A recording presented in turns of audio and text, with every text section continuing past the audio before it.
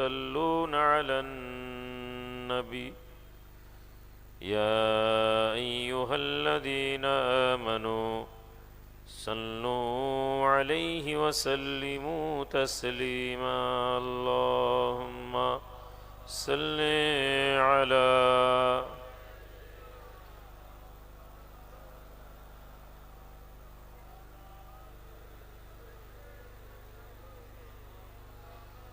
اللهم صل على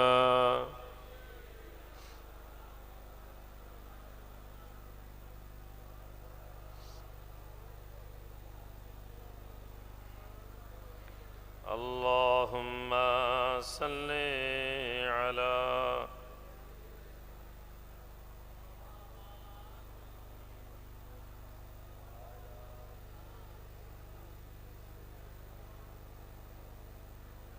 اللهم صل على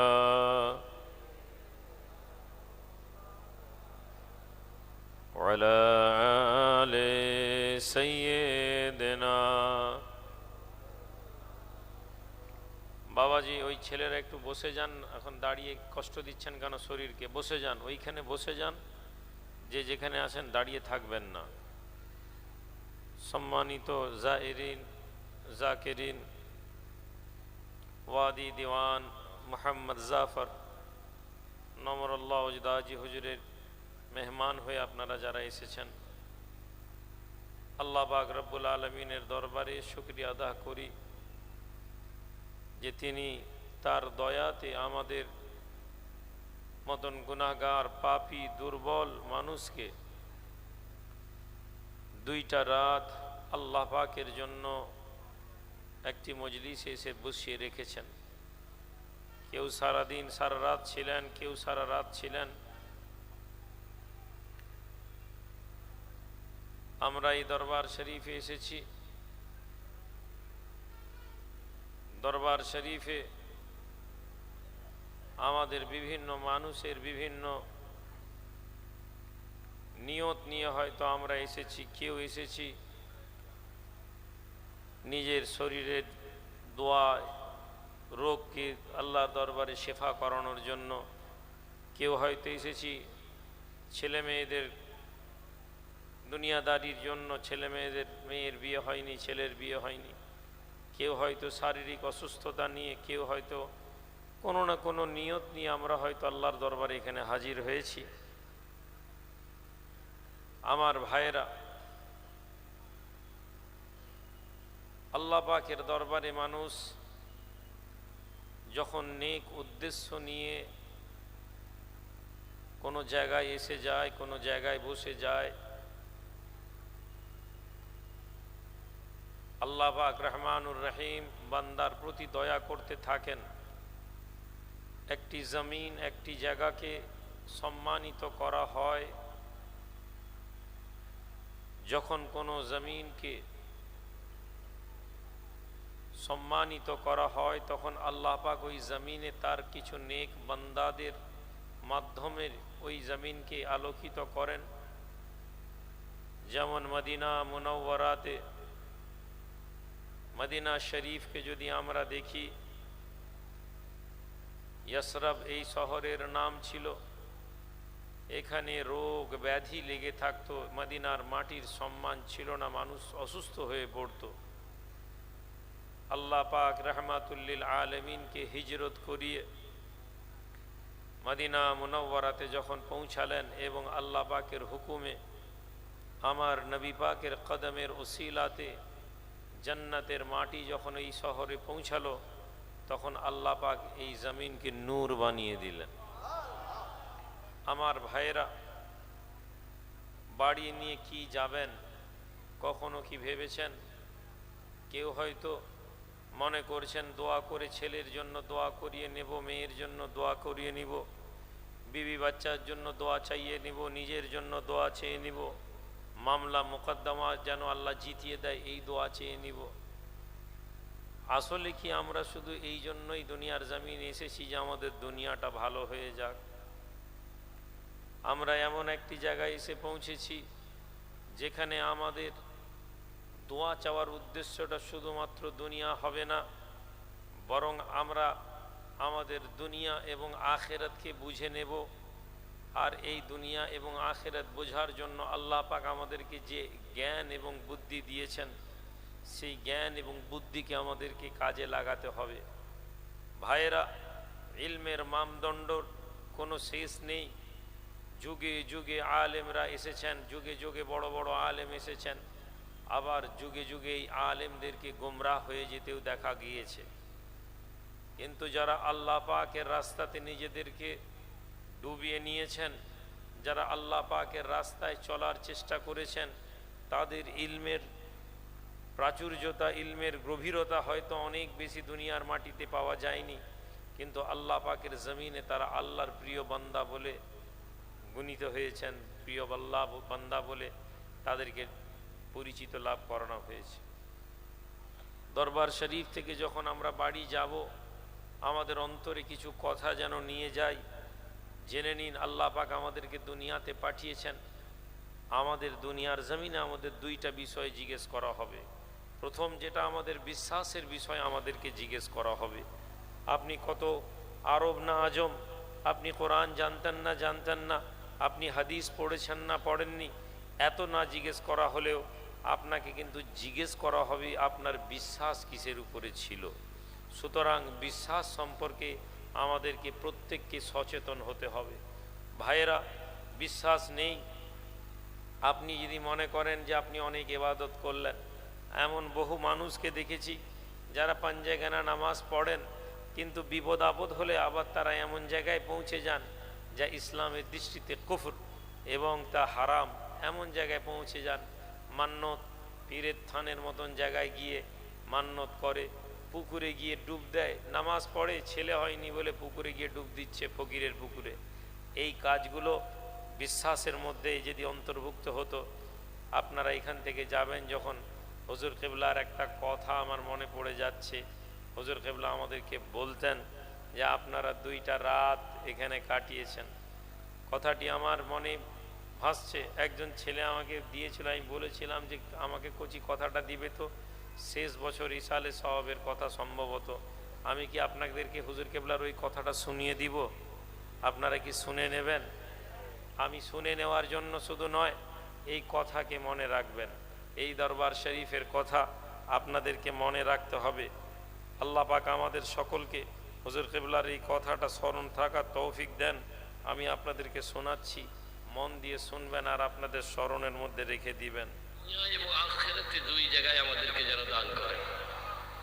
আমি আল্লাহ পাকের লাখ কোটি শুকরিয়া আদা করতেছি, যিনি মানুষদের অন্তরের ভিতরে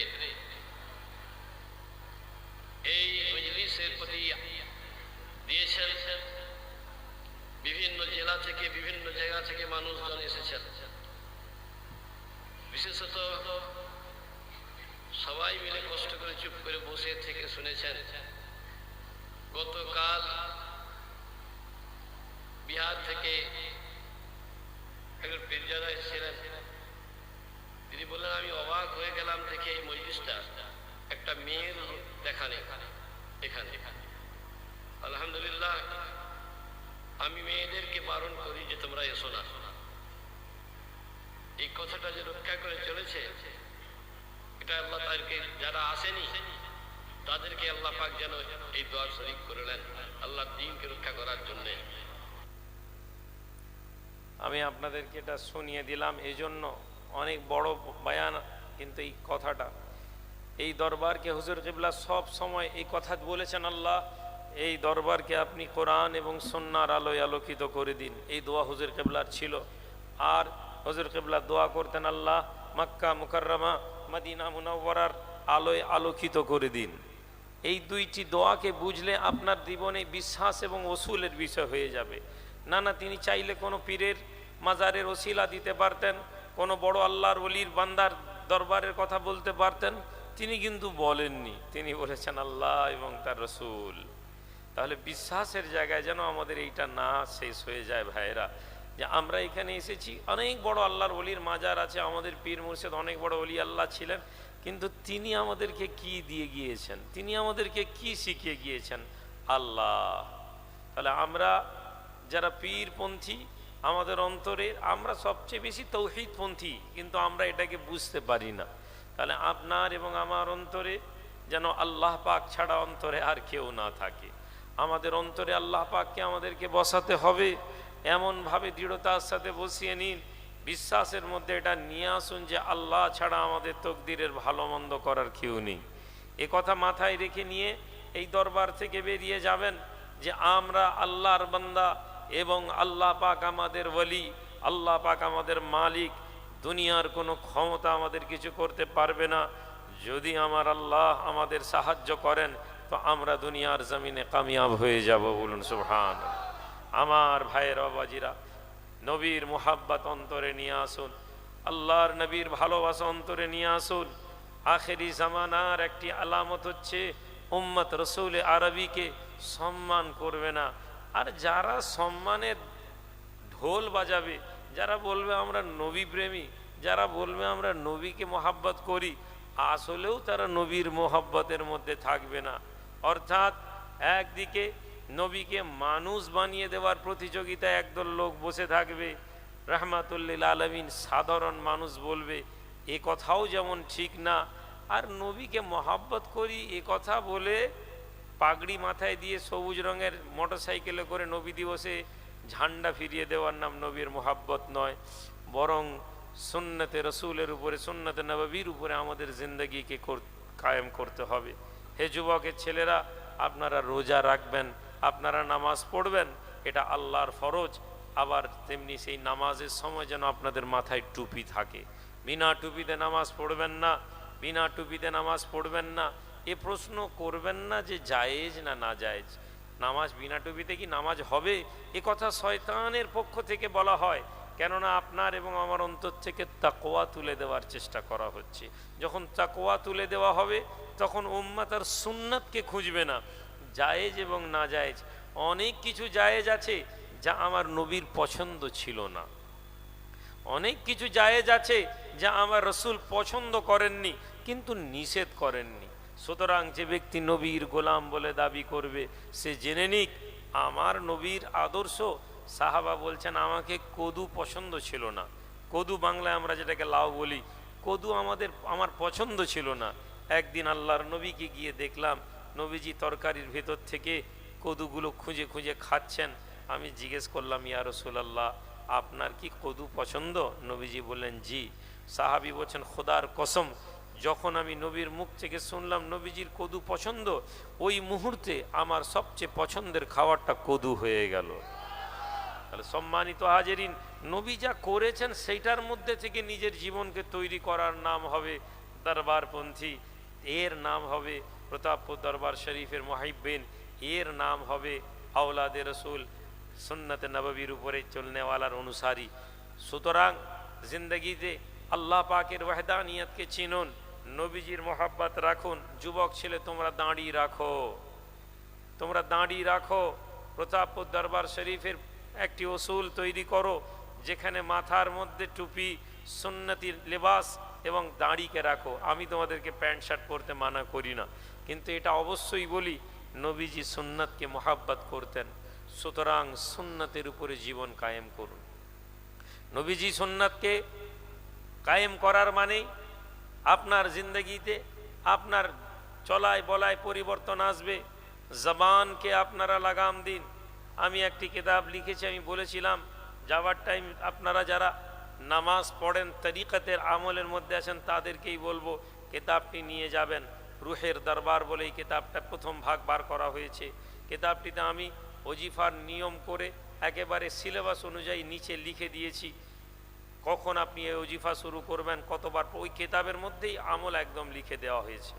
সুতরাং যদি আপনি আল্লাহ পাওয়ার জন্য এই দরবারে আসেন তাহলে আপনি নিশ্চিত জানুন আমাদের পীর মুর্শিদের দোয়া আছে, আল্লাহ পাক তার ঘরের ওসিলাতে এই জমিনে যারা আসবে তারা খোদাকে পেয়ে যাবে ইনশাআল্লাহ। কিন্তু ভাইয়েরা শুধু সুবহানাল্লাহ বলেই চলে গেলে হবে না, আল্লাহ পাওয়ার আকাঙ্ক্ষা রাখতে হবে। একজন বুজুর্গের কাছে এসে একজন বলছে হুজুর নবীকে খাব দেখিনি।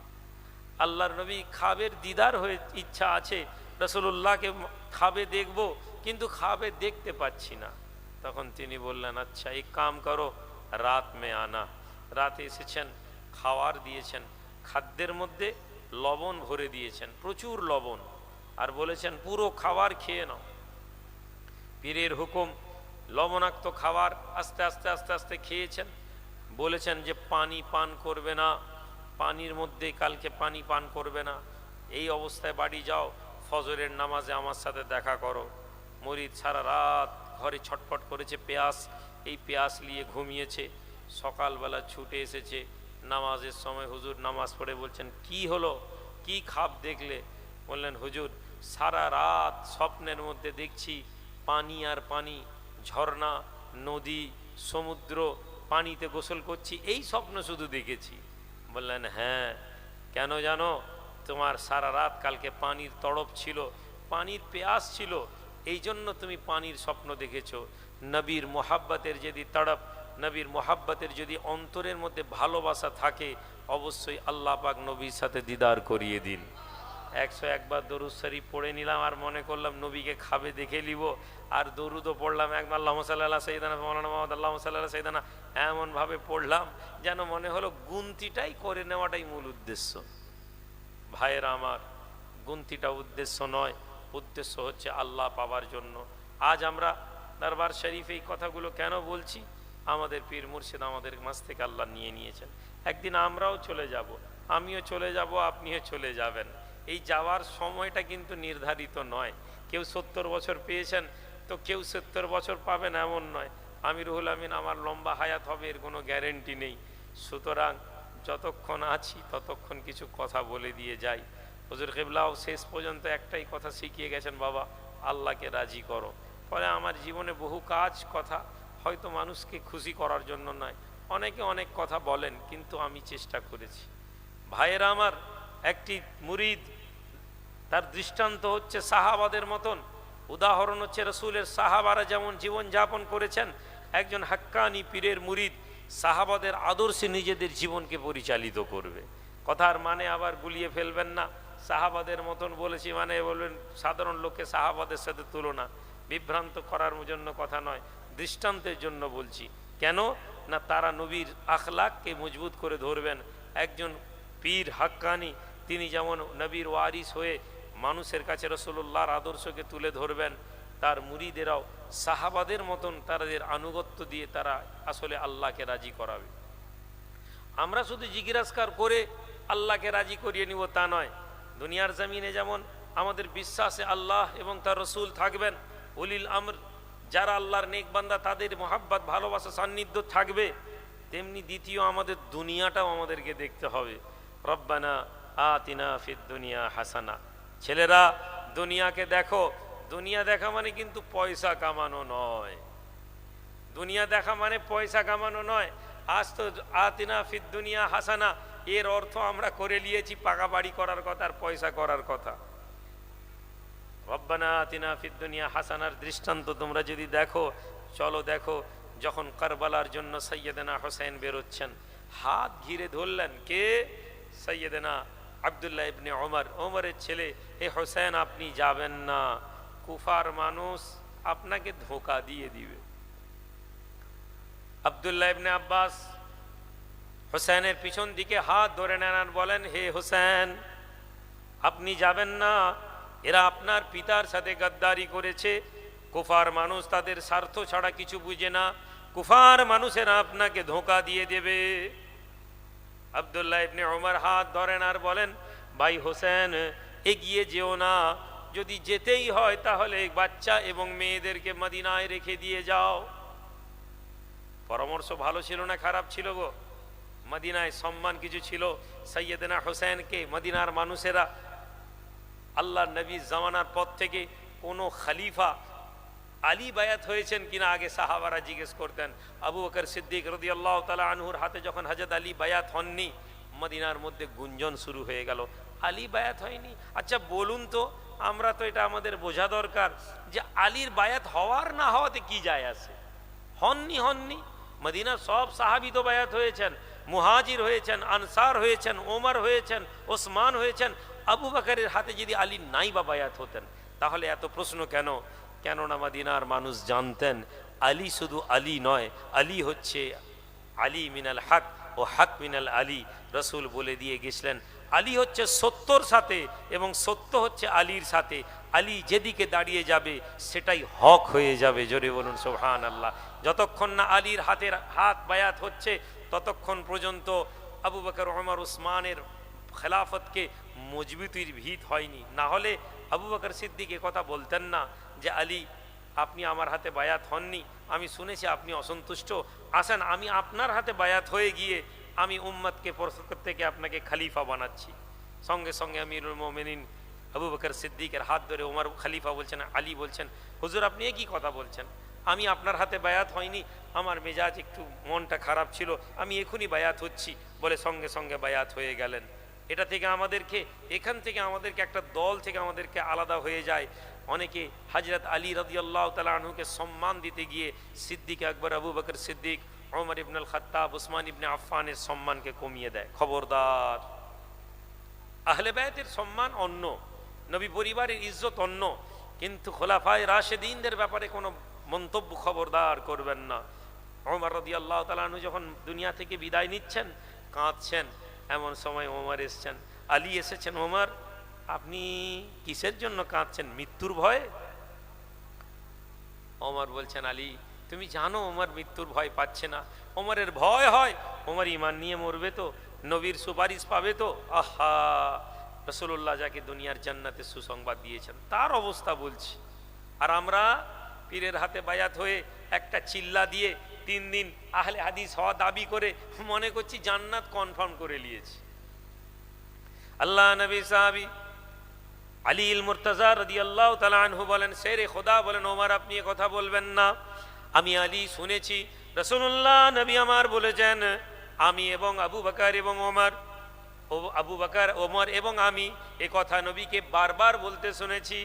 আমি আবু বকর ওমর প্রবেশ করলাম, আমি আবু বকর ওমর বেরোলাম, এ কথা আমি বারবার বলেছি, নবী আপনার এবং আবু বকরের নাম বারবার নিয়েছেন। এ কথা শোনার পরে হযরত ওমর শান্ত হলেন, বলছেন ভাই আলী তুমি এ কথা সাক্ষ্য দিচ্ছ? হ্যাঁ ভাই বলছি। তাহলে ভাইরা পীরের দরবারে একজন মুরিদ মুজাহিদ হবে। জোরে বলুন সুবহানাল্লাহ। মুজাহিদ হবে সে হকের উপরে। যে পীর তসবিহ গুনা আর জিকির আজকার শেখানো ছাড়া আর কিছু করেনি, আমি রুহুল আমিন তসবিহ গুনাবো আর জিকির করবার আপনার বাড়িতে গিয়ে মুরিদ করব, আমার থেকে ভালো লোক কেউ হবে না। কেননা দুনিয়ার জমিনে হক কথা বলা মানে শুধু জিকির আজকার করার নামাজের দাওয়াত দেওয়া নয়। যুবকের দল বড় মুসিবতের মধ্যে আছি। হোসেন রাদিয়াল্লাহু তাআলা আনহু মদিনা থেকে বেরিয়েছিলেন যখন, লোকেরা বলেছিল তুমি হেরে যাবে হোসেন, হোসেন তোমাকে হারিয়ে দিবে, কুফার মানুষ তোমার সাথ দেবে না, তোমাকে ধোঁকা দিয়ে দিবে। হোসেন রাদিয়াল্লাহু তাআলা আনহু বলেছিলেন এই লোকেরা মদিনার, তোমাদের কি মনে হয় আমি হোসেন জানতাম না? শোনো, কাল কিয়ামতের দিনে আমার নানা মুহাম্মদুর রাসূলুল্লাহ যখন আমাকে বলবেন হোসেন আমার দ্বীনকে যখন ধ্বংস করে দেওয়া হচ্ছিলে তুমি কি করেছিলে? সাইয়েদনা হোসেন রাদিয়াল্লাহু তাআলা আনহু কারবালাতে হকের জন্য বেরিয়েছিলেন। ভাইয়েরা, ইবাদত করে যদি আল্লাহ পাককে সম্পূর্ণ রাজি করিয়ে নেওয়া যেত তাহলে গারে হেরার জন্য নবীর জন্য গারে হেরা যথেষ্ট ছিল। ইবাদত করে যদি আল্লাহকে রাজি করিয়ে নেওয়া যেত হোসেনের জন্য মদিনা যথেষ্ট ছিল। হোসেন রাদিয়াল্লাহু তাআলা আনহু মদিনা থেকে বেরিয়ে কারবালার দিকে কুচ করা, এটা উম্মতের জন্য দলিল যে অন্যায়ের বিরুদ্ধে যখন আপনি প্রতিবাদের জন্য যদি না দাঁড়ান তাহলে কামিয়াব হবেন না। আপনার আজ শিক্ষার জায়গা, আপনি বিরক্ত, আপনি বিপদে আছেন, আপনি যে রাজ্যে বাস করেন আপনার মাদ্রাসাগুলো বন্ধ করে দেওয়া হচ্ছে, আপনি বলছেন নামাজ পড়তে হবে। আপনি যেখানে বসে আছেন আদালতে আপনার পক্ষে যা রায় দেওয়ার জজ নেই, আপনার সমাজ থেকে জজ তুলে নেওয়া হয়েছে। আপনার সমাজ থেকে শিক্ষার নামে চাকরির মধ্যে আপনার সমাজের লোক নেই। কেন নেই? যেখানে আইন তৈরি হয়, মদ খাওয়ানো হবে, মদের আইন তৈরি হয়, আপনার সমাজের টুপি পরা দাড়িওয়ালা আলেমকে সই করতে হয় মদের পক্ষে। আর আপনি বলছেন নামাজ রোজা হজ জাকাত করলে যথেষ্ট। একজন আলেম আমি রুহুল আমিন এই টুপি এবং এই দাড়িকে দেখিয়ে আল্লাহর রাস্তায় যে দাওয়াত দেওয়ার কথা বললাম সেই জায়গায় দাঁড়িয়ে আমার গদি আমার সিটের জন্য যদি আমাকে মদের মতন একটা হারাম বস্তুকে আইন পাস করা যদি আমাকে সই করতে হয় তো জেনে নিন এই সমাজের আলেমের থেকে বেশি এই উম্মতের দায়িত্ব, এই উম্মতের উপর শাস্তি আসা জরুরি হয়ে যাবে। ফাওয়াইলুল লিল আরব, নবী বলেন আরবেরা ধ্বংস হোক। যুবকের দল, এই ধ্বংসের কারণ ছিল তারা নামাজ ছেড়ে দিবে তা নয়, তাদেরকে রোজা রাখবে না এমন নয়, তারা নামাজ পড়তো, তারা রোজা রাখতো, কিন্তু তারা রাসূলুল্লাহর আদর্শকে ছেড়ে দিয়েছিল। আজ আমাদের সমাজে নামাজ পড়ার লোকের অভাব নেই, রোজা রাখার লোকের অভাব নেই, কিন্তু নবীর সুন্নাতকে জিন্দা করার লোক নেই। নবী রাষ্ট্র নায়ক ছিলেন, আজ রাষ্ট্র প্রতিষ্ঠার কথা আমরা ভাবছি না। আপনাকে বলবে ভাই রাষ্ট্র প্রতিষ্ঠা মানে তো ওই জেহাদ করা। হে যুবক, তুমি মনে করছো জেহাদ মানে নবী মনে হয় তলোয়ারের দিয়ে লড়াই করার কথা বলেছেন, তুমি মিথ্যা বলছো, অথবা তুমি ধর্ম জানো না। জেহাদ হচ্ছে অন্যায়ের বিরুদ্ধে নিজেকে প্রতিষ্ঠিত করা। তাহলে অন্যায়ের বিরুদ্ধে প্রতিষ্ঠিত কিভাবে করব? যেখানে আপনার অধিকার আছে, আপনি একজন মানুষকে প্রতিষ্ঠা, আপনি একটা সমাজের মধ্যে থাকেন, আপনি ভোট দেন, আপনি এমন একজন ব্যক্তিকে ভোট দেন যে 5 বছর আপনার সাথে কোনো যোগাযোগ করে না, আপনি একজন ব্যক্তিকে ভোট দেন যে 10 বছর আপনার সাথে কোনো সম্পর্ক নেই, ভোটের আগে এসে গলায় গামছা দিয়ে আপনার কাছে হাত জোড়ো করে বলে ভোটটা দিয়ে দিন, রাস্তা বানিয়ে দিব, কল দিয়ে দিব, পানি দিয়ে দিব, আর আপনি মিথ্যা প্রতিশ্রুতি নিয়ে আপনি লড়েন। আপনি বলছেন হুজুর রাজনীতির কথা বলবেন না, আপনার অধিকার নেই এ কথা বলার। যদি আপনি এ কথা বলেন যে উম্মতের অধিকার কি, তাহলে আপনি জেনে নিন আপনাকে যে রাষ্ট্র ব্যবস্থায় আপনি বাস করেন সেই রাষ্ট্র ব্যবস্থায় ভোট নিয়ে আপনাকে সচেতন হতে হবে। 1947-এর পর থেকে মুসলিম উম্মার এবং আলেমদের সবচেয়ে বড় অপরাধ ছিল তারা উম্মতকে রাষ্ট্র পরিচালনার ব্যাপারে উৎসাহী করেননি। কিন্তু আপনি পিছিয়ে যান, ভারতবর্ষে যখন 1747-42 সালে ধীরে ধীরে যখন ইংরেজরা প্রবেশ করলো, তার আগে দেখুন মোগল পিরিয়ড কাজী আলেমরা ছিলেন, বিচারক আলেমরা ছিলেন, শুধু মুসলমানদের নয় তারা হিন্দু সমাজের বিচার করেছেন। কে আমাদের মাথায় এটা ঢুকিয়ে দিল যে ধর্মের মধ্যে রাজনীতি নেই, ধর্মের মধ্যে ক্ষমতা অর্জন করার মাধ্যম নেই? এই কথা বলে বলে একদল লোক কেয়াম জায়েজ না কেয়াম হারাম, এই কথা দিয়ে উম্মতের আলেমরা বিভ্রান্ত হয়ে গেল। দাঁড়িয়ে জোরে আমিন না আস্তে আমিন। ভারত স্বাধীন পর এই চর্চার বিষয় মুসলমানদের আলেমদের হয়ে গেল, মুসলমান আলেম রাষ্ট্র পরিচালনার কথা বললেন না। সম্মানিত ভাইয়েরা, আমি আপনাদেরকে কথা বলছি মানে এই নয় যে সব আপনি আমার দলে হয়ে যাবেন। আমি কিয়ামতের মাঠে আল্লাহর দরবারে কথা যেন বলতে পারি, আল্লাহ তুমি আমার কাছে লোক পাঠিয়েছিলে, আমি তসবি গুনে আর পীর সেজে আর ফুঁক দিয়ে ওদেরকে আমার রাখার কথা ভাবতে পারতাম, কিন্তু আল্লাহ আমার জ্ঞান অনুযায়ী আমি তাদেরকে হকের দিকে ডাক দিয়েছি। ভাইয়েরা, সামনে ভোট আসছে, আমাদেরকে সোচ্চার হতে হবে, আমাদেরকে বলতে হবে, সরকারে যেই থাকুক না কেন অধিকার লড়াইয়ের কথা আমাদেরকে বলতে হবে, আমাদেরকে প্রশ্ন করতে হবে যে আমাদেরকে কি দিয়েছেন, আমরা আমাদের প্রতিনিধি তৈরি করব, এ কথা বলতে হবে। আর এ কথা বলার মধ্যে ধর্মের কোনো বিষয় নেই। যারা বলছে তারা আপনাদের ঈমানকে নষ্ট করার কথা বলছে। কেন না আপনি যাকে খুশি ভোট দেন, কিন্তু আপনি এ কথা বলবেন না যে হুজুর আলেম মানুষ, পীর সাহেবরা আবার রাজনীতি করবে কেন? আমার তো রাজনীতি করার কথা নয়, কেন আমাকে রাজনীতির কথা বলতে হচ্ছে? এটাই তো আমার প্রশ্ন। যদি আপনার সমাজে একজন আলেম, আপনার সমাজে একজন হাফেজ যদি পঞ্চায়েত হতো, একজন আলেম যদি পঞ্চায়েত পরিষদ হতো, একজন আলেম যদি মৌলানা যদি একজন কি হতো বিধায়ক হতো, আমি রুহুল আমিন আমাকে বলতে হতো না। আজ আমাকে বলতে হচ্ছে। কেন না তারা আমার উম্মাত, তারা আমার কওমের লোকেদেরকে কি করেছে না তারা ধোঁকা দিয়েছে। ভাইয়েরা আমার, কি করে কামিয়াবি আসবে? কামিয়াবি আসবে কি করে? ছোট্ট কথা বলে শেষ করে দিই। এ কথা শুধু ওয়াজ নয়, এটা মাথায় রাখবেন, আমি ওয়াজ করছি না, এ কথাকে ভুলে যাবেন না। কামিয়াব আল্লাহর পক্ষ থেকে আসে, আর আল্লাহ বলছেন কদ আফলাহাল মুমিনিন, মুমিনরা সফল। মুমিনরা সফল কিভাবে হয়েছিল? একটি ছোট্ট দেশ, আপনি আরব ভূখণ্ডের মধ্যে চলে যান, ফিলিস্তিনিদেরকে দেখুন।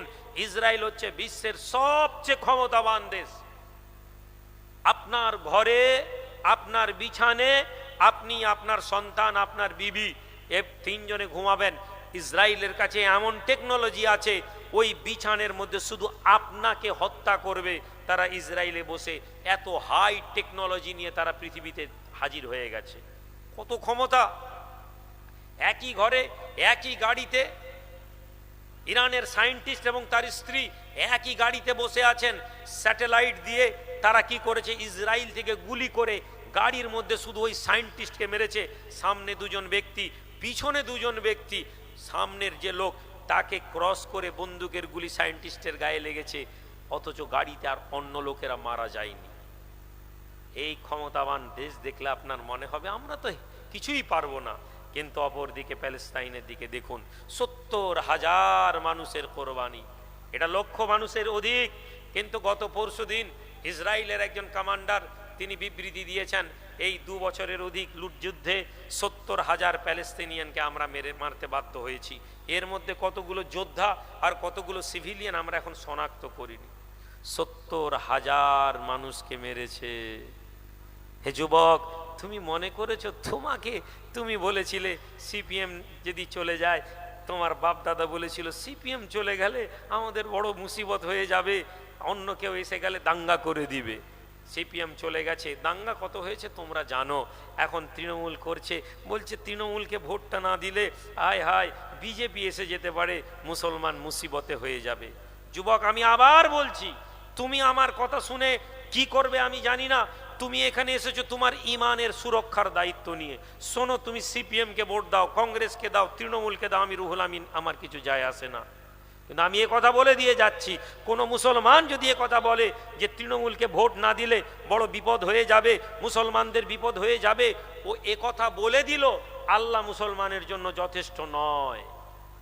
সে যত বড় আলেম, যত বড় পীর, যত বড় বক্তা হয়ে যাক, খবরদার, রাজনীতি করুন কিন্তু বিশ্বাসের জায়গায় নিজেদেরকে জড়িয়ে নেবেন না। হাজিরানে মজলিস কি করে কামিয়াবি? নেতৃত্বকে মানতে হবে। আমাদেরকে একটা হুকুম দেওয়া হয়েছিল, আমরা এই হুকুমকে ছেড়ে দিয়েছি, আমাদের অবনতি। গোটা আরব ভূখণ্ড এটাকে ছেড়ে দিয়েছে। আপনি লক্ষ্য করে দেখুন, 30-32টা যদি মিডিল ইস্টে আরবি ভাষাভাষী আরব দেশ, প্রত্যেকে হাঁটু গেড়ে বসে গেছে। কাদের কাছে? ইহুদি, নাসারা, আমেরিকা, ইউরোপের কাছে। আজকে সৌদি আরব প্যালেস্টাইনকে লড়াই চলছে, সৌদি আরব বিবৃতি দেয় আমরা এটাকে মানবো না, ওটা মানবো না। কোনোদিন দেখেছেন সৌদি আরব এ কথা বলেছে আমি 10,000 প্যাকেট খাবার ফেলছি প্লেন থেকে, কেউ আটকাতে পারবে না? আমি বলছি না যে প্যালেস্টাইনের হয়ে তুমি বন্দুক ধরো, কিন্তু প্যালেস্টাইনের লোকের মুখে খাবার দিতে তারা অপরাগ।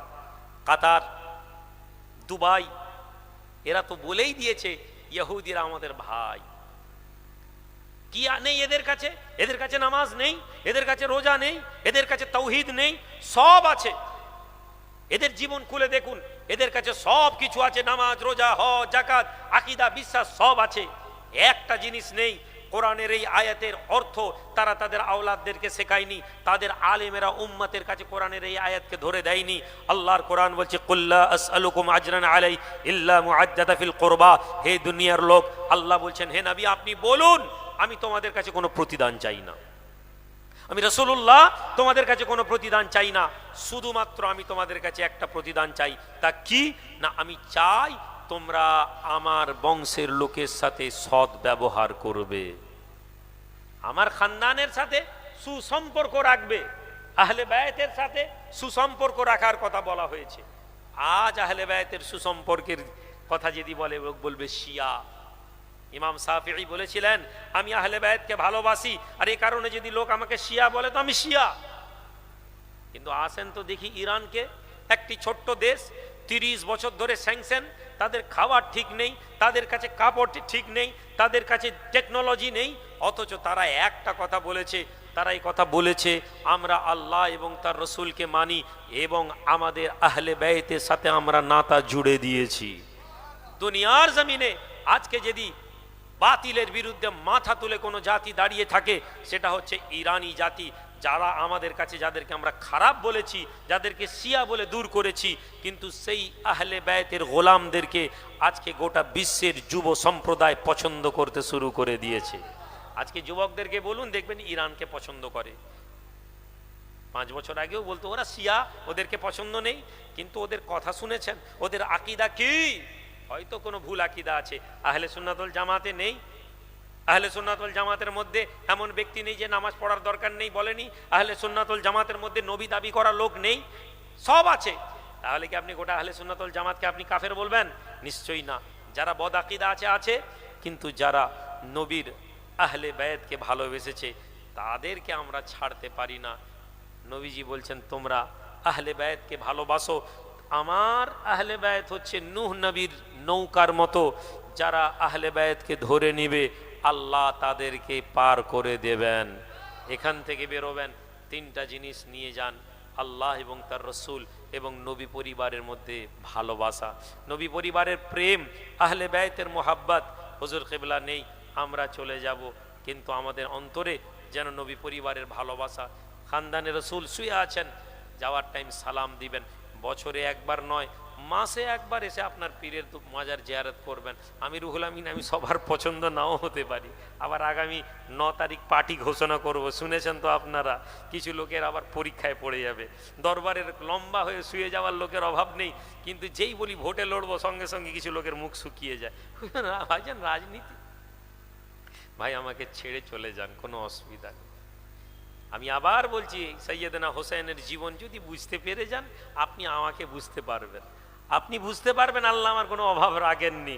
কিন্তু হক এবং না হকের লড়াইয়ে আমি রুহুল আমিন খানকায় বসে তসবি গুনতে পারবো না, আমি খানকায় বসে শুধু দোয়া করতে পারবো না। লড়াইয়ের রাস্তা দেখাতে হবে। হ্যাঁ, তবে এটা বলবো, রক্তাক্ত করার প্রয়োজন নেই, মানুষকে আঘাত করার প্রয়োজন নেই।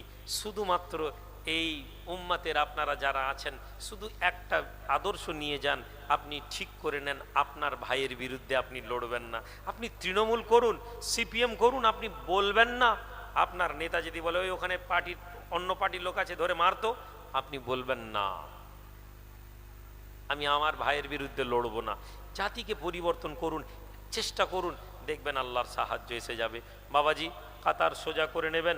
কাতার সোজা করে প্রত্যেকেই আমরা একটু ছোট্ট করে সালাত ও সালাম পাস পেশ করব।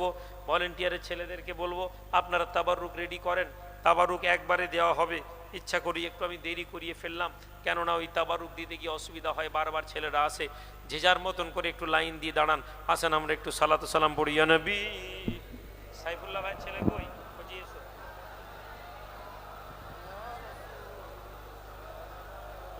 আলাইকা ইয়া হাসবি বিসালাম।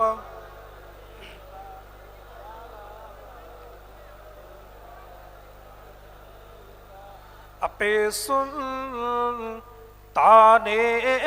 মদিনা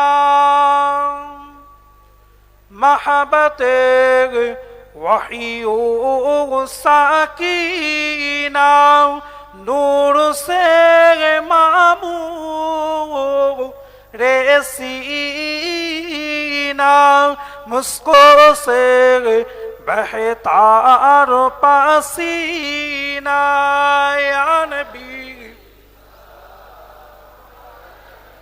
या रसूल या हबीब सलाम।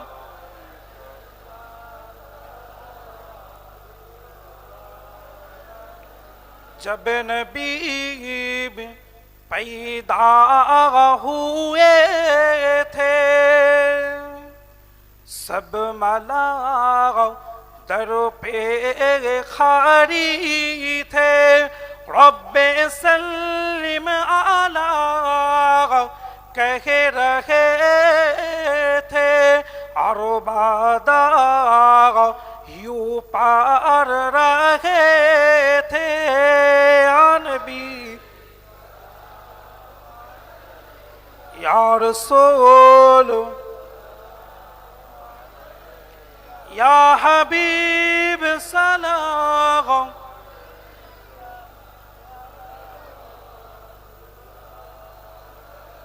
आपका तशरीफ पोलाना वक्त फी कितना सहाना जगमग उठाया ज़माना। या नबी या रसूल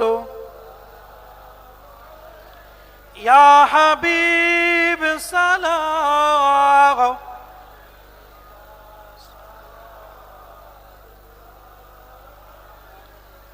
बलगल गुलाम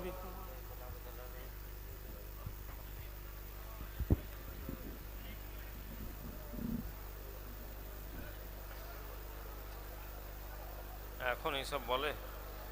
বাবাজি বসে যান, আল্লাহ পাক আমাদের ছেলেদেরকে তৌফিক দেন। মাশাআল্লাহ, সারা রাত ধরে গত 2 দিন ধরে একদল ছেলে কাজ করেই যাচ্ছে। কারো নাম বলে আমি কাউকে বড় কাউকে ছোট করব না। হাজার হাজার ছেলে গত 2 দিন ধরে আপনাদের খিদমতে লেগে আছে। অনেক ভুল ভ্রান্তি হয়েছে, কিছু মানুষেরা এই বছর উচ্ছৃঙ্খল একটু হয়ে গিয়েছিলেন, আমি একটু কষ্ট পেয়েছি। কেননা হুজুর কিবলা নেই, এই দরবার আদবের দরবার। কি ভাই, কথা ঠিক না ভুল? একদল মানুষ খুব উচ্ছৃঙ্খল হয়েছেন গতকাল মেহমানদারির ওইখানে গিয়ে। এটা খুবই দৃষ্টিকটু। আমার দরবারে যা কোনোদিন হয়নি, এমন কিছু নয়, ধাক্কা ধাক্কি করে তারা খাবারের জায়গায় ঢুকেছেন। আবার বলে দিই, না হলে লোক আবার মনে করবে কি নাই কি, ধাক্কা মেরে দিয়ে কিছু লোক ভেতরে প্রবেশ করেছেন। এটা দরবারে অনুচিত। আপনার মধ্যে সবর থাকবে। আপনি জানেন না মুসলমানকে ধাক্কা দিতে পারে না, এটা হারাম। আপনি পীরের দরবারে এসেছেন, আপনার পীরের দরবারে চাঁদার বাক্স বসানো হয়নি, আপনি মেহনতের টাকা নিয়ে খুঁজে খুঁজে মানুষ হাতে দিয়েছে। এই ভোরের টাইমে একজন বলছে, ভাইজান সারা রাত আপনাকে খুঁজছি পাইনি, আমি জলসার জন্য আমি দিয়েছি। চাঁদার বাক্স রেখে দিলে পয়সা মানুষ ফেলে দিয়ে চলে যাবে, আপনার পয়সার জন্য আপনাকে এখানে ডাকা হয়নি। সুতরাং আপনারা এখানে আদর্শ নিতে এসেছেন, আদর্শ গঠন করতে এসেছেন, আদর্শ গঠন করবেন। খবরদার এ করবেন না। বাবাজি আরেকটি জিনিস আমাকে দিয়ে গেল, এই আমাদের দরবার শরীফে মাশাআল্লাহ আমাদেরই ছেলেরা ওমরা হজের একটি ট্রাভেল এজেন্সি বানিয়েছে। আলহামদুলিল্লাহ বলি, 30,000 টাকায় হজ যাওয়া যাচ্ছে তো নাকি গো? 50,000 টাকায় হজ হচ্ছে তো এখন। খুব উড়ছে কিছু ছেলে, বলে হুজুরের সাথে ভাইজানের সাথে গেলে বড় লোকেরা যায়। কি বলছে? ওখানে তো সব বড় লোক, 1,15,000 টাকা, ও সব বড় লোকেদের ব্যাপার। আমরা গরিব মানুষ কতই যাব, 45,000 টাকায় উমরা নিয়ে যাচ্ছে। হে যুবক, তোমাদেরকে আবার বলছি, প্রতাপপুর দরবার শরীফ হুজুর কিবলা বাস্তবতার উপরে এই দরবারকে তৈরি করেছেন। তোমাদেরকে ভক্ত বানানোর কথা বলা হয়নি। আপনি এখানকার ভক্ত হবেন না, আপনি এখানকার মুরিদ হবেন, আর মুরিদের অন্তর পীরের প্রতি সচেতন থাকবে। সুতরাং 50,000 55,000 টাকার ওই কি বলে এ দিয়ে কি করলো, কিছু কিছু লোকেদেরকে নিয়ে গেল, মাছের চারা যেমন টোপ দেয়, এই টোপ দিয়ে নিয়ে গিয়ে তারপরে বলছে 3 কোটি 4 কোটি 5 কোটি তুলে নিয়ে হাওয়া। ভাইরা, আমরা যে এয়ারলাইন্সে ওমরায় যাই, এমিরেটস অথবা কাতার এয়ারওয়েজ, এদের টিকিট হচ্ছে 65,000 টাকা, 70,000 টাকা কখনো কখনো শুধু প্লেনের ভাড়ার দাম। কেন?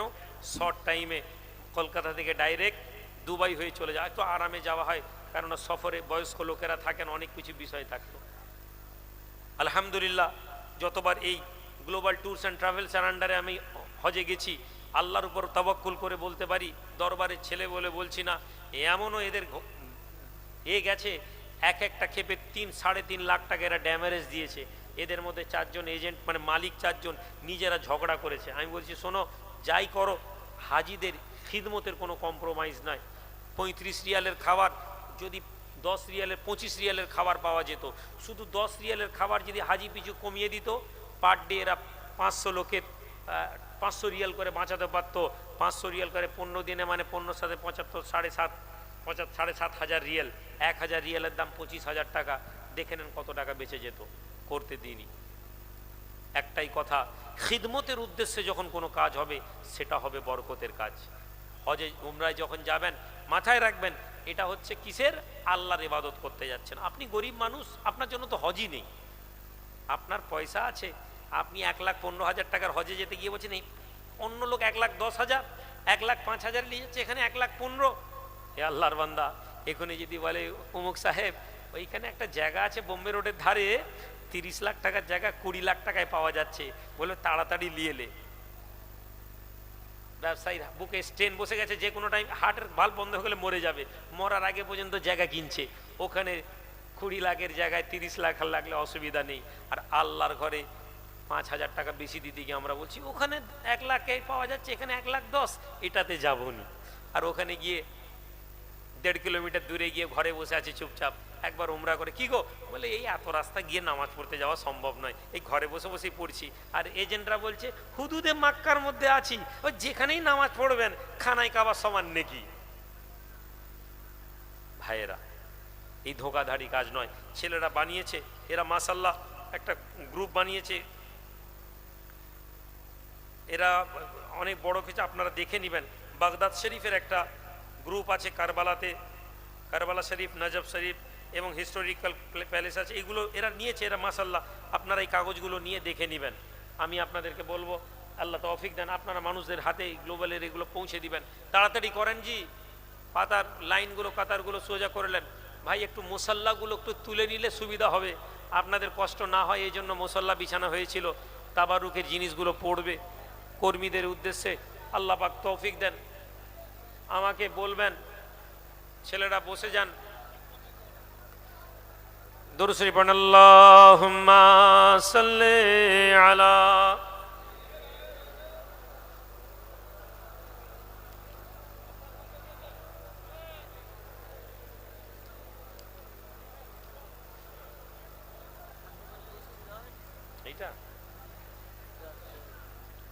বাবাজি কোরআনুল করিম খতম হয়েছে, 450 খতম কোরআন, সূরা ইয়াসিন শরীফ 16 বার, ইউনুস শরীফ 16, দোয়া দরুদ সমস্ত দোয়াগুলো পড়া হয়েছে।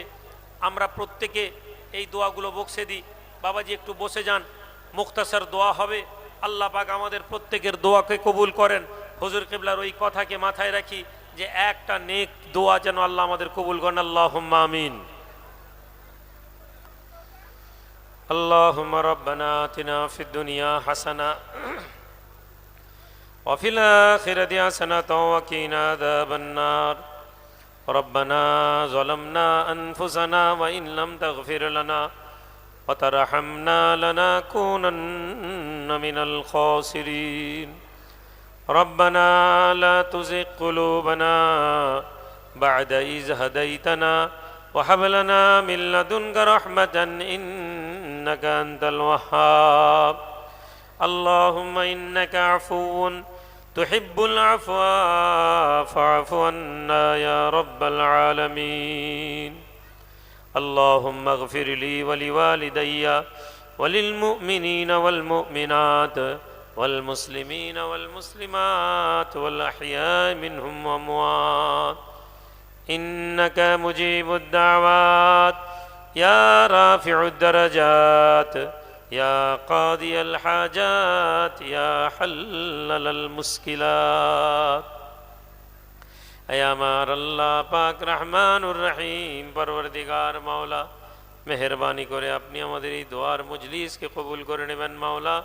আয় আল্লাহ পাক, 2 রাত ধরে আপনার বান্দা আপনাকে খুশি করার চেষ্টা করেছে। আয় আল্লাহ পাক, জিকির আজকার হয়েছে, তাসবিহ তাহলিল পড়া হয়েছে, আপনার কথা আলোচনা হয়েছে, দিনের আলাপ আলোচনা হয়েছে। तमाम কথাগুলোকে মাওলা, तमाम নেকিগুলোকে আপনি কবুল করে নেবেন মাওলা। খতমে কোরআনুল করিম হয়েছে, সূরা ইয়াসিন শরীফ পড়া হয়েছে, ইউনুস শরীফ পড়া হয়েছে মাওলা, খতমে ইউনুস হয়েছে মাওলা। तमाम নেকিগুলো आका इनामदार दो जहानेर बादशाह हबीब व तबीब जनाब मुहम्मदुर रसूलुल्लाह सल्लल्लाहु अलैहि वसल्लमेर काछे पहुँचाय दिबेन मौला। साहाबा ताबिईन तबे ताबिईन आइम्मा मुस्ताहदीन हुजूरदेर पाक रूहे पहुँचाय दिबेन मौला। तरीक़तेर इमामदेर पाक रूहे पहुँचाय दिबेन मौला। खास करे कादिरिया तरीका, चिश्तिया तरीका, नक्शबंदिया तरीका, मुजद्दिदिया तरीका और हुजूर देर पाक रे पहुँचे। रब्बुल आलमीन खास करे दया करे सवाब खाना अपनी आय अल्लाह पाक रब आजमेर बुके যত ইমাম শুয়ে আছেন তাদের পাক রে পৌঁছায় দিবেন। নবীন সিদ্দিকিন शहदा व सालिहीन दर पाक रे पहुँचा दिबेन मौला। खास करे मौला सवाब खाना अमीरुस शरीयत मुजाद्दिदुज ज़मान पीर अबू बकर सिद्दीकी रहमतुल्लाह अलैहि पाक रे पहुँचा दिबेन। তারা औलाद বড় হুজুর মিজলা হুজুর সিল্লা হুজুর নজুর ছোট হুজুর পীর কিবলার পাক রে পৌঁছায় দিবেন মাওলা। খাস করে মাওলা ওলামায়ে ফুরফুরা খোলাফায়ে ফুরফুরার পাক রে পৌঁছায় দিবেন মাওলা। চার শহীদান মাওলা, আয় আল্লাহ ফুরফুরার আশেপাশে যত ওলি আউলিয়া শুয়ে আছেন মাওলা, বেলপাড়াতে মাওলা অনেক বুজুর্গ শুয়ে আছেন মাওলা, আয় আল্লাহ পাক জানা অজানা যত বুজুর্গের কবরগুলোকে আলোকিত করে দিবেন। খাস করে মাওলা সওয়াব খানা আপনি হাবিব আজমি ফুজাইল ইবনে আয়াজ হাসান বসরি জুনেদ বাগদাদি বাহলুল দানা সিররি সখতি রহমাতুল্লাহ আলাইহিদের পাক রূহে পৌঁছায় দিবেন মাওলা। খাস করে মাওলা হিন্দুস্তানের জমিনে খাজা বাকি বিল্লাহ রহমাতুল্লাহ আলাইহির পাক রূহে পৌঁছায় দিবেন মাওলা। কুতুবুদ্দিন বখতিয়ার কাকি রহমাতুল্লাহ আলাইহির পাক রূহে পৌঁছায় দিবেন। নিজামুদ্দিন আউলিয়া হুজুরের পাক রূহে পৌঁছায় দিবেন মাওলা। রব্বুল আলামিন বিল খুসুস সওয়াব খানা আপনি মেহরবানি করে মাওলা আমরা যারা বসেছি মাওলা এই সরজমিনে, এমন একটি জমিন যাকে আপনি কবুল করে নেন মাওলা। হে আল্লাহ ওয়াদির সরতাজ কুতুবুল আফতাব শাইখুল মাশায়েখ ইমামুল আসর সৈয়দনা দিওয়ান মোহাম্মদ জাফর নমরুল্লাহ ওয়াজুদাজি হুজুরের পাক রে পৌঁছায় দেবেন মাওলা। রব্বুল আলামিন হাত খানাকে আপনি কবুল করুন। হে আল্লাহ পাক এই জমিনে আমাদের পীর ও মুর্শিদ, হে আল্লাহ পাক এবছর আমাদের মাঝে নেই, বছরের পর বছর মাওলা এই দুনিয়ার জমিনে তিনি খিদমত করে গিয়েছেন মাওলা। হে আল্লাহ পাক আব্বাজান হুজুর কিবলা পীর মুর্শিদের কবরটাকে আপনি জান্নাতের টুকরা বানিয়েছেন।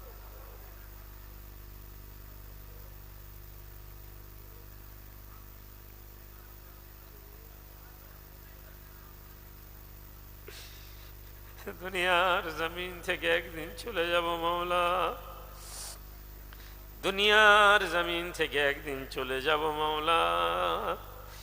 যেভাবে পীরকে কবুল করেছেন মাওলা, এই গুনাহগারদেরকেও আপনি কবুল করে নেবেন। শুনেছি মাওলা আপনার ওলিদের ক্ষমতা অনেক বেশি মাওলা, তাদের ইবাদত আমাদের মতন নেই, তাদের মতো আমাদের ইবাদত নেই, তাদের মতন তাকওয়া আমাদের মধ্যে নেই, তাদের মতন আল্লাহর ভীতি আমাদের মধ্যে নেই, তাদের মতন খুলুসিয়াত আমাদের মধ্যে নেই। কিন্তু মাবুদ আমরা তাদেরকে ভালোবাসি। পীর মুর্শিদের দোয়া ছিল মাওলা এই জমিনকে আপনি কবুল করেন। আল্লাহ আমরা গুনাহগার, আমাদেরও দোয়া মাওলা এই জমিনকে আপনি কবুল করুন। জায়েরিন জাকেরিনদের ওসিলাতে মাওলা এই জায়গাকে আপনি কবুল করুন। এই মাটিকে মাওলা জিকির আজকার দিয়ে আপনি ভরিয়ে দিন। এই আল্লাহ পাক এই জমিনকে আপনি সিজদা দ্বারা কবুল করুন। এই আল্লাহ এই মাটিকে আপনি আপনার নেক বান্দাদের কদমের ওসিলাতে কবুল করুন মাওলা। এই আল্লাহ খাস করে আমার এক ভাই সাইফুল্লাহ বড় মোহাম্মত করত,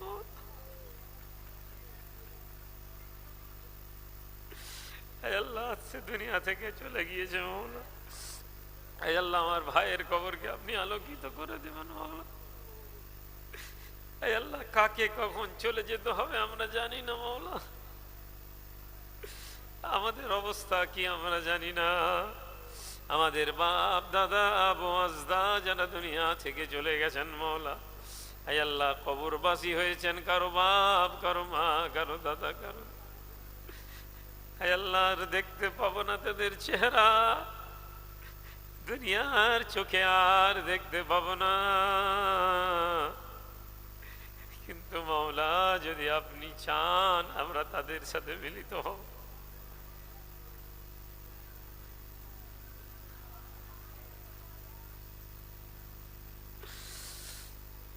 আপনি জানেন বান্দার অন্তর কি আছে।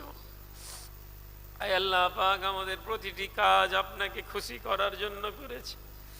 আয় আল্লাহ আমাদের প্রতিটি মেহনত আপনার রেজামন্দির জন্য আল্লাহ।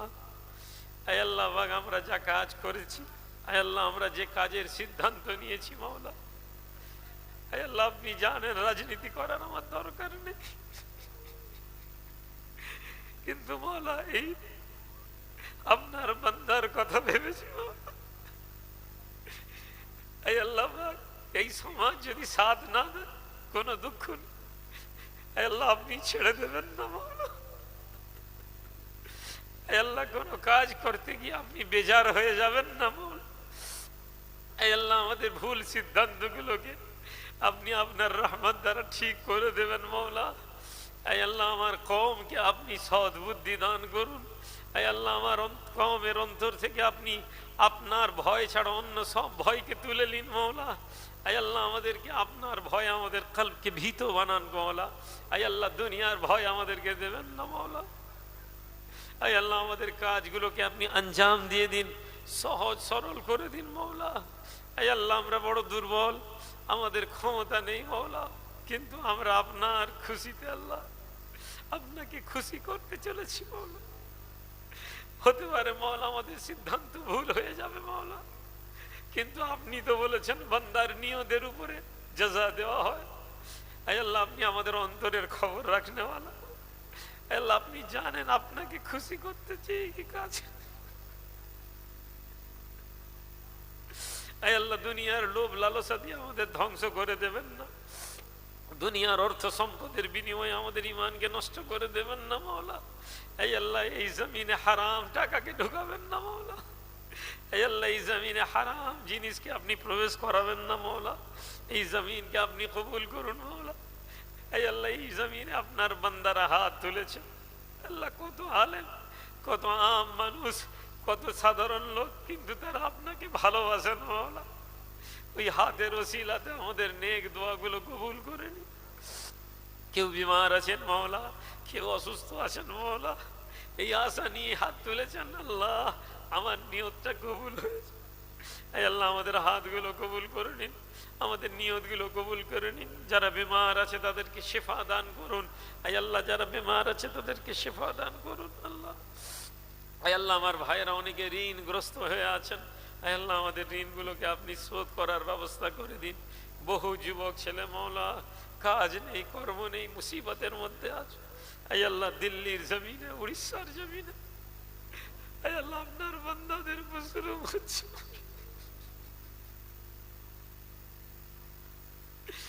এই আল্লাহ আমাদের অপরাধ, আমরা আপনাকে ভুলে গেছি, কিন্তু আপনি তো আমাদেরকে ভুলে যাননি মাওলা। এই আল্লাহ তারা আমাদের উপরে জুলুম করে, আমরা আপনার বান্দা বলে। এই আল্লাহ তারা আমাদের উপর জুলুম করছে, আমরা আপনাকে মাবুদ বলে মেনেছি বলে। এই আল্লাহ আমরা মুসলমান, এই কারণে তারা আমাদের উপর জুলুম করছে। এই আল্লাহ আমাদের ক্ষমতা নেই, কিন্তু আপনি ক্ষমতাবান। এই আল্লাহ আমরা ভীতু, কিন্তু আপনি শক্তি দেন। এই আল্লাহ আপনি সাহস দেন মাওলা। এই আল্লাহ আমাদের অন্তরে সাহস দিন। এই আল্লাহ আমাদেরকে ঘুরে দাঁড়ানোর তৌফিক দিন। এই আল্লাহ আমাদেরকে শক্ত হওয়ার তৌফিক দিন। এই আল্লাহ দুনিয়ার জীবনকে আল্লাহ তুচ্ছ মনে করার তৌফিক দিন। এই আল্লাহ আমাদের সন্তান সন্ততিদেরকে নেক বানান মাওলা। এই আল্লাহ আমাদের ছেলে মেয়েদেরকে নেক বানান মাওলা। এই আল্লাহ দুনিয়ার ফিতনা, দুনিয়ার নোংরামি আল্লাহ তাদেরকে হেফাজত করুন মাওলা। মাওলা ভিখারি হাত তুলেছে, হে আল্লাহ একটা রাত বান্দারা কেউ হয়তো ঘুমায়নি মাওলা, শুধু এই দোয়া নেওয়ার আশায় মাওলা। হে আল্লাহ আমাদের নেক দোয়া কবুল কর। আমাদের দোয়া চাওয়ার লোক আমাদের মাঝ থেকে চলে গেছে, আমাদের মধ্যে থেকে মাওলা দোয়ার কবুলের মানুষকে আপনি পাঠিয়ে দিন। আল্লাহ আমাদের মধ্যে থেকে আপনি বানিয়ে দিন আপনার বান্দাদেরকে, যাদের হাতকে আপনি ফিরিয়ে দিতে লজ্জা করেন মাওলা, যাদের হাতকে আপনি কবুল করেন মাওলা। আয় আল্লাহ আমাদের মাঝ থেকে এরকম মানুষ তৈরি করে দিন যারা আপনাকে রাজি করিয়ে নেবে মাওলা। আয় আল্লাহ যাদের প্রতি আপনি রাজি হয়ে যাবেন মাওলা। সারা রাত ধরে আল্লাহ ছেলেরা উনান সালে মাওলা খেটেছে, সারা রাত ধরে মেহমানদারি করেছে। আয় আল্লাহ বহু মানুষ অসম্মান করেছে আল্লাহ ছেলেদেরকে, বহু মানুষ উল্টো পাল্টা করে বলেছে মাওলা। আয় আল্লাহ তারা আপনার মেহমানদেরকে সম্মান করে চুপ করে আছে। আয় আল্লাহ আমাদের ছেলেদেরকে আপনি সবর দেন মাওলা। আয় আল্লাহ তাদেরকে আপনি কবুল করুন মাওলা। আয় আল্লাহ পাক আমাদেরকে কবুল করুন মাওলা, আমাদের ছেলে মেয়েদেরকে কবুল করুন মাওলা, আমাদের সন্তানদেরকে কবুল করুন মাওলা। আয় আল্লাহ আমাদেরকে দ্বীনের গোলাম বানিয়ে নিন মাওলা। আয় আল্লাহ আমাদেরকে হাত তোলার তৌফিক দান করুন মাওলা। আমাদের অন্তরকে আল্লাহ পাক আপনার আমাদের নফসকে বানিয়ে দেবেন না। আয় আল্লাহ পাক আমাদের অন্তর থেকে আপনার নামকে মুছে দেবেন না মাওলা। আয় আল্লাহ আমাদের গুনাহের জন্য আমাদেরকে গুমরাহ করে দেবেন না মাওলা।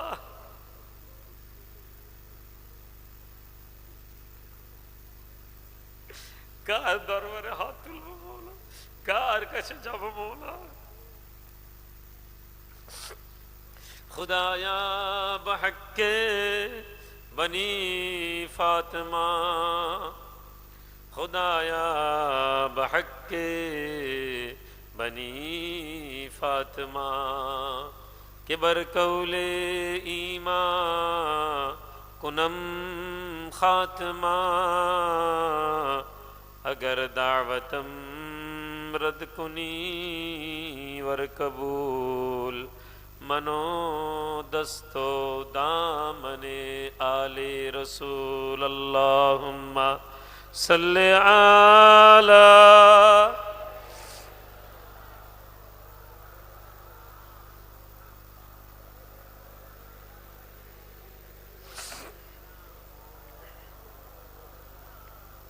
सल्लल्लाहु अला खैर खल्क़िही व अस्हाबिही अजमईन बिरहमतिक या अरहमर राहिमीन बहक्के ला इलाहा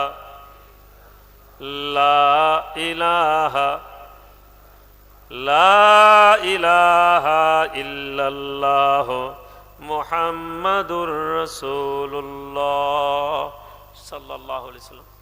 बाबाजी ताबारुक देवा आरम्भ करे देन। যারা মেহমানরা যাদেরকে দায়িত্ব দেওয়া হয়েছে তাবারুক দেওয়া। বসে যান বাবাজি, আপনাদের এখানে তাবারুক আসতে সময় লাগবে।